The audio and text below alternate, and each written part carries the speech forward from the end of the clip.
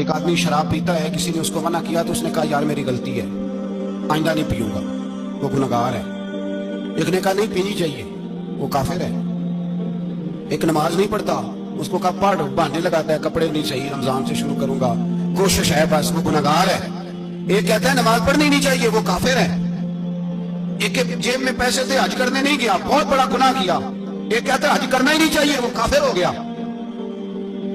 وہ بھائی گناہگار اور ہوتا ہے، غدار، دونوں میں فرق ہے۔ اب تو غداریاں ہو رہی ہیں، سرے عام حملے ہو رہے ہیں، حکومتوں پر پریشر ہے۔ یورپ ایک منٹ سے پہلے مرزئی کو ویزا دیتا ہے، قادیانی کو ویزا دیتا ہے۔ یہ سپر کافر ہے قادیانی اور مرزئی، اور بڑی ذمہ داری سے کہہ رہا ہوں، یہ کل بھی کافر تھے، آج بھی، کل بھی کافر تھے اور آج بھی، اور قیامت تک۔ اور اگلی بات سن لو، من شکا فی کفر ہی فقط کفر، جو ان کے کفر میں شک کرے وہ بھی کافر ہے۔ سن لو، یہ فتویٰ دے دینا بے شک جس کو مرضی۔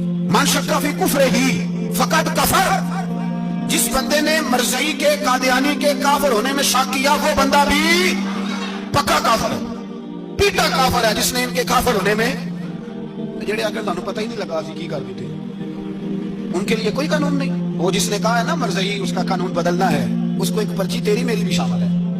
ایسے نہ کہنا کہ وہ بڑے بے ایمان نکلے، کافر نکلے۔